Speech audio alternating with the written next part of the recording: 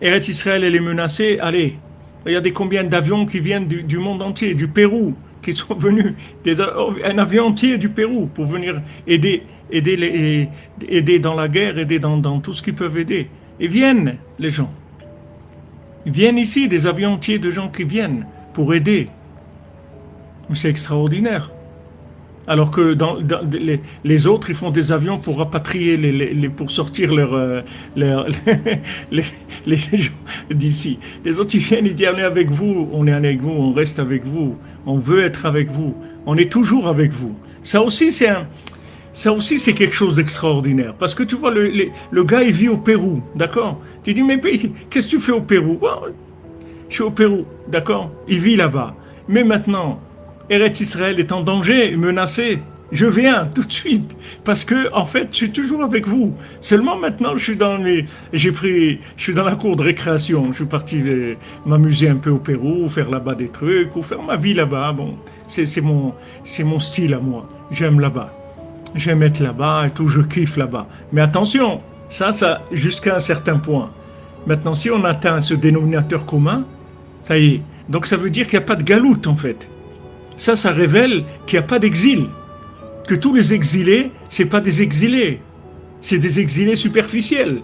Mais si tu touches le point vital, tu vas voir que ce n'est pas des exilés du tout. Tu vois, il prend l'avion, il vient. Quel fou qui va prendre l'avion pour venir dans un pays en guerre? Non, voilà, ils organisent le Canada, l'Allemagne, tous. Ils rapatrient leurs citoyens, leurs ressortissants. Maintenant, des gens ne leur ont rien demandé. Ils sont là-bas, ils viennent. Ils viennent. Ça veut dire qu'il n'y a pas d'exil. Que ce n'est pas des exilés. Ils le prouvent. Tu touches Eretz Israël, attention, je suis là, je viens. Donc ce n'est pas un exilé.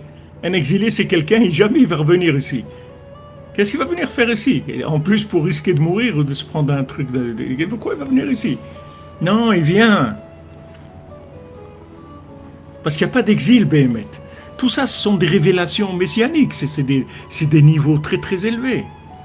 Une minute de silence au Parlement allemand pour le Eretz Israël. Une minute de silence en France pour...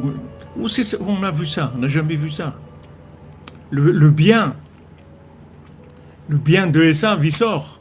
Tout le bien qui était cavouche chez Esav. Tout le bien qui était emprisonné chez Esav. Tout le bien...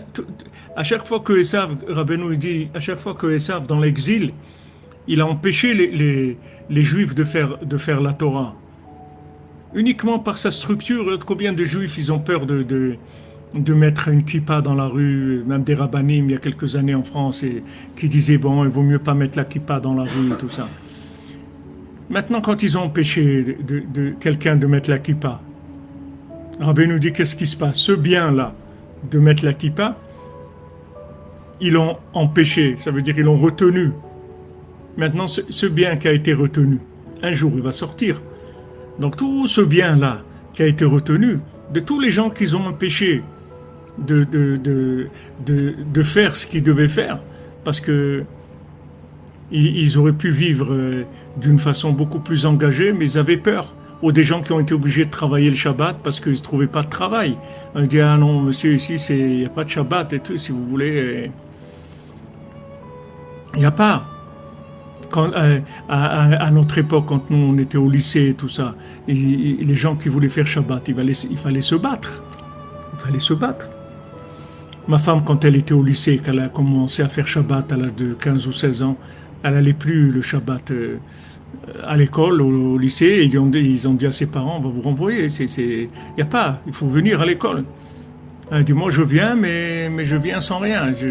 J'écris pas, je truc. Je dis, bon, ça fait rien. Venez, c'est tout. Il fallait se battre. Mais tous les gens qui n'ont pas fait Shabbat parce qu'ils avaient des études, des examens, des trucs, tout ça c'est du bien qui est retenu. Maintenant, à un moment, ce bien-là, il va sortir. Tout ce bien, il va sortir. Et c'est ce qui se passe, c'est-à-dire le bien de Esav, il va sortir. Il va venir vers Eretz Israël. Il va revenir vers sa racine. Donc il n'y a pas de véritable exil. Il n'y a pas d'exil véritable. C'est juste momentané, mais il n'y a pas d'exil.